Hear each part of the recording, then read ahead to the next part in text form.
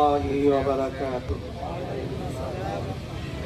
الحمد لله وكفى وسلام على عباده الذين اصطفى. أما بعد فأعوذ بالله من الشيطان الرجيم.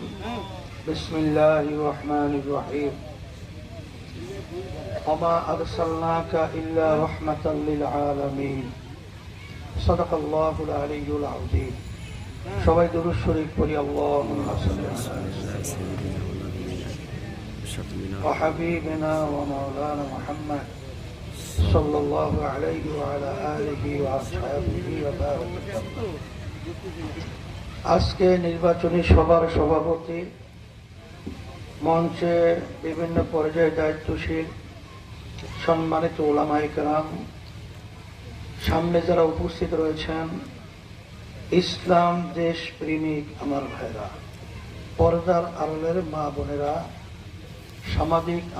সাংবাদিক বন্ধুগণ, প্রশাসনের আমার ভাইরা, আল্লাহ রাসূল সাল্লাল্লাহু আলাইহি ওয়াসাল্লাম দুনিয়াতে আসছিলেন। আল্লাহ রাব্বুল আলামিন ঘোষণা করেছেন শান্তির দূত হিসাবে।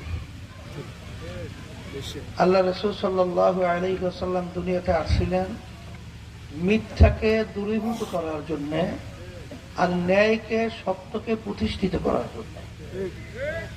তার ধারাবাহিকতায় আজকে প্রায় 1500 বছর পর্যন্ত ইসলামের দাওয়াত, ইসলামের কল্যাণ, সম্মানিত ওলামায়ে কেরাম সহ মুসলমানরা সর্বত্র দিয়ে আসছে।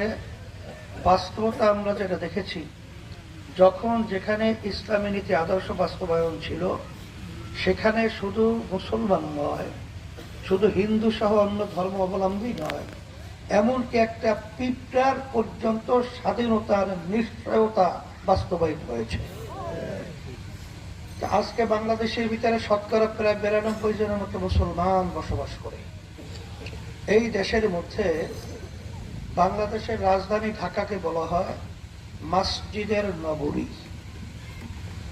এই দেশে আপনি যখন প্রেক্ষাপট দেখবেন, আজানের শব্দে কিন্তু বাচ্চাদের ঘুম ভেঙে যায়। আজানের শব্দে বাচ্চাদের মায়ের কোলে ঘরে যাওয়ার পরিবেশ তৈরি হয়। কিন্তু 54 বছর দেশ স্বাধীনতার পরে যেই নীতি আদর্শ যাদের মাধ্যমে দেশ চলেছিল, এদের মাধ্যমে এই ইসলাম নামক নীতি আদর্শটাকে তারা পরাজিত করেছে। এই আদর্শটা বিজয় লাভ করতে পারে নাই।